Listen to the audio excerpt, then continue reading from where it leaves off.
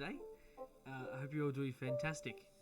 Today, we're going to come in and I'm going to do my tier list of current NBA point guards. We're going to do all the positions, of course. We're not going to do just the one, that'd be silly. But basically, I'm going to do what I would consider my rankings of majority of NBA point guards. Just for clarification, my criteria for said positioning is if I'm trying to win a championship, what guards do I pick in trying to do this? Okay, as you can see, I've got my tiers here. All right, we got the top 5 point guards. Right, I only have the top 5 in there. We have the All NBA and certified All Stars. We have the borderline All Stars, the quality starters, and the bench point guards. And again, it's based on how I would like to, who I would pick if I'm trying to win a championship right now, this season, in 2023-24 season.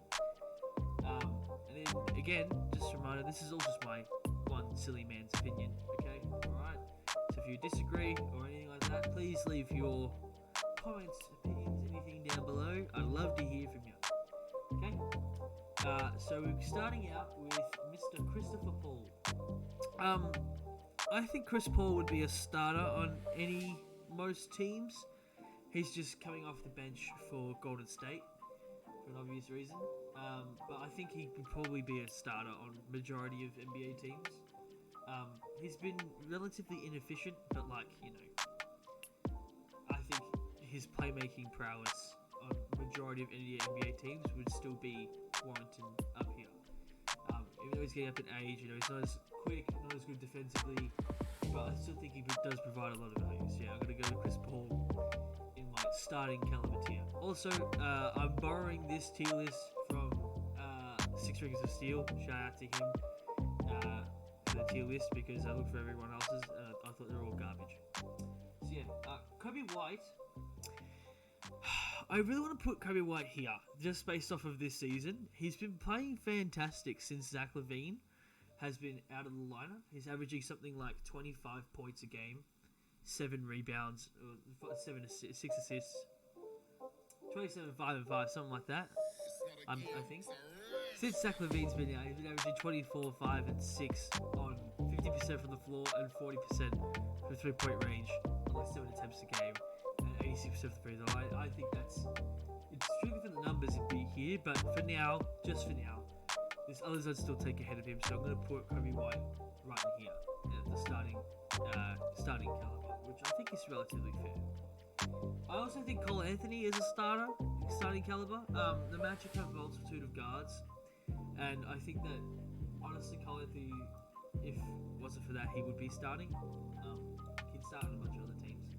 So yeah, I think Cole Anthony's pretty solid. I'd put Cole Anthony in the starting caliber tier. Dame, I'm gonna put here. Might adjust it. You all know how good Dame is. Dame just cooked the Spurs, but he's averaging 27 or 25 points a game. I think 7 assists, 5 assists, something like that. 27 and 5 or 25 and 7, something like that for the Bucks. The second best player on, I think, one of the top 3 seeds. Relatively deserves it. He's been awesome because he's Dame. D'Lo, I really want to put D'Lo here, but I think he belongs here. That's just my gut instinct. So I'm gonna put D'Lo there because I reckon he's slightly better than people give him credit for defensively, especially since again Anthony Davis is so good defensively for the Lakers. It allows everyone else to be better. So I think D'Lo is slightly better on defense than he's been given credit for. He can make shots. He's a creator, so I would put him in starting. Garland is going to go into the borderline. I understand he's been struggling this season. When I say struggling, I just meant like a down year. He's still averaging 20 points, but like his assists are down, his 3 points percentage are down. But I still would put him in the borderline tier. I think he's relatively around that area. I understand Cleveland have kind of been struggling as well, but I don't know. They've been hit with a bunch of injuries, and I don't know. I still think he's pretty solid. Again, if I'm trying to win a championship this season, I would put Darius Garland around here. Fox is going about here. Above or below Dame is a different question, based on this season. I think below, slightly below, but he's been absolutely fantastic this season. The dude is averaging 30 points and 6 assists a game, and he's shooting 38% from 3-point range, and nearly 50% from the field as a guard. He's really good, and deserves to be around here. I don't think he's cracked the top 5 just yet, but he's still playing. Dennis Schroeder, I would put him on my bench. If I'm trying to win a guard, I'd rather have. There's a bunch of other people I'd rather have ahead of him. I think he's been good this season. Don't get me wrong, but I'd still. There's a bunch of guys on this list I would take over him. I'm trying to win a championship, so yeah. Dennis Schroeder's going to go here for now. Again, he's solid, but he's like an inch away from starting caliber, I guess, for me. But Dyson Daniels is also going in the bench. I like Dyson Daniels' game a lot. He's super fun to watch on defense. He's a good playmaker, but the rest of his offensive game isn't there yet. But he's still super young. He's got time to develop. So yeah, I'm gonna put him on the bench for now. But I wouldn't be surprised if he gets up there in later season. Fred VanVleet, I would put. Right now, we're talking about right this second, I'd take Kobe White over Fred VanVleet. So I'm going to put Fred VanVleet in the starting caliber. He's good, and he's been good for Houston, but I think this is where he belongs for me. Yeah, to me, he's honestly probably borderline from the borderline, kind of like Kobe, this season at least. Again, he's a bit inefficient, he's small, good defender, he's been solid, really good playmaker, one of the better playmakers this year. But again, I think there's more people I'd rather have ahead of Fred VanVleet. So yeah, I'm gonna put him like that. I might order them later, but I'm not gonna focus about that now. Next up, we have Jalen Brunson, who's easily here, at least. Brunson is an efficiency machine, high IQ machine, and he is absolutely incredible. I think he's been one of the best players this season. At the point guard position. He's been awesome, and I never thought he'd be this good. I don't think many people thought he'd be this good, but he's this good. And so my flowers go out to him because he deserves it. So yeah, Jalen Brunson, well done. He's also taken the Knicks to like the top 6 in the East, which is really good. So yeah, Jamal Murray, trying to win a championship this season. I'd take Brunson over him. I'd take Fox over him. I would take Lillard over him. So I'm going to put him. I'd take him ahead of Garland. But I'm going to put him here for now. I understand we have the championship pedigree. He won it last year. However, again, this is based on this season and who I would pick to win a championship so far right now this season. And he'd go here, just for me personally. I still think, he's just there. Again, it might. These can change. Okay, these can change.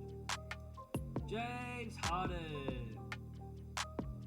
If I'm trying to win a championship this season, he's going here. I don't trust Harden to win at all. I know the Clippers have gone on a win streak. I understand that, but still, to me, Harden he's not a winning player for me. Okay, I would never trust the James Harden team to win a championship. Okay, if they win the championship this season, the Clippers, alright, you can come back and say whatever you want to me. Okay, but I don't care. I barely take him over VanVleet. I reckon right now, barely. It's fun. It's close. But yeah, that's what I'm gonna do with Harden. Next up, we have Point Sohan. Where I'd actually rank him and where I'm gonna rank him where I actually rank him and where I'm gonna rank him are two separate questions. I think as a player, he's a starting caliber player. I think he's as a player is overall probably even better than Chris Paul right now. Whatever. But he's gonna be here because he has been statistically the worst point guard in the NBA this season, who's played over X amount of minutes. He's been one of the worst this season. So in terms of actually ranking point guards, he's going on my bench. If we're ranking power forwards, he'd probably go on my starting caliber power forwards. But right now he's going to go on the bench. That's where I'm going to put him. And again, it's not working in San Antonio, as in the point guard isn't working. And again, I was open to allowing this to stretch on. We're about 26 games into the season now. If we can change to someone else starting at point guard who will feature later in this list, that would be appreciated. And moving Sohan back to the 4, we can view his natural secondary playmaker, etc., etc. I think that'd be a lot better for the Spurs overall, and his development, and Wemby's development, and the team's development. So yeah, that's just my opinion. So yeah, that's what I'm going to rank him. Drew Holiday, borderline. I think I'd take Jamal over him, but I'd take him over Garland. His defense is also still incredible. We have to talk about how good the Celtics have been. They've been insane, and Drew Holiday is one of them. Like if anything, he might be closer to here. Honestly, in terms of I'm trying to win a championship. You know what? Screw it. Trying to win a championship. I'm taking Drew Holiday right here. He's been absolutely fantastic, efficient, defensive monster. He helps the Celtics be as good as they are. So I'm gonna put him there. Keontae George is gonna go on my bench. Again, he's a solid rookie. Okay, comparison to everyone else in this list, I don't take him above maybe other people on this list. Maybe the bottom of my list. Nah, technically Sohan would be on the bottom, but I still think Sohan's a better player. So I would leave it at that. But Keontae George, he's been solid. Don't get me wrong, he's been solid. It's been fun to watch. Killian Hayes also goes to the bench. I don't understand what Monty Williams is trying to do with Killian Hayes. There's not many teams who I think should start Killian Hayes, let alone give him an opportunity. Like, they have better guards. They got Jaden Ivey and Cade Cunningham to run a point. Why are they playing Killian Hayes? I don't understand. Marcus Sasser. I don't understand why they're playing Killian Hayes. It doesn't make sense. Unless you're a team like, I don't know, San Antonio, who could use a point guard, who you can take a chance on, like a flyer, but even then you don't need Killian Hayes. Anyway, it's not the point. Bench. Lowry, bench. Lowry has not been good. Lowry has not been good. What I've seen, he's not been good. Yeah, he's... Okay, I looked at his stats. Slightly better than I thought he'd be, but still my bench. I'd take all these players over him. I'd probably put him here, right there, if I had to rank them, which I haven't even sorted yet, but yeah, that's where I'd probably put. LaMelo is borderline, and again, he's going to be below Jamal Murray, because he's good, and he's been really good this season, but he's doing it on a bad team. And not that it inherently matters to me personally. Again, if you can put up numbers, you can put up numbers. But like, because he hasn't been proven very much in his career as either an all-star, a consistent all-star yet, or on a winning team, I'm gonna have to put him here in the borderline tier. His natural talent probably belongs here, but again, I'm gonna keep him here for now. Doncic is top 5.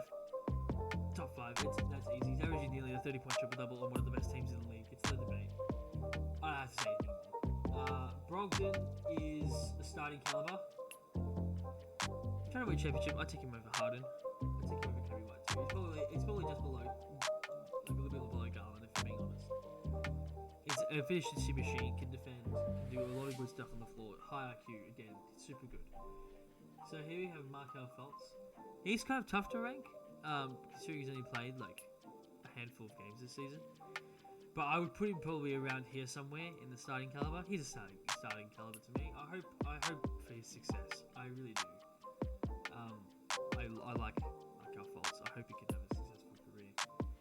He's just battling a bunch of injuries, so I hope that can turn around for him. Mike Conley's going in the solid starter. He's the starting point guard and one of the best teams in the league. I'm trying to win a championship. I take him over James Harden.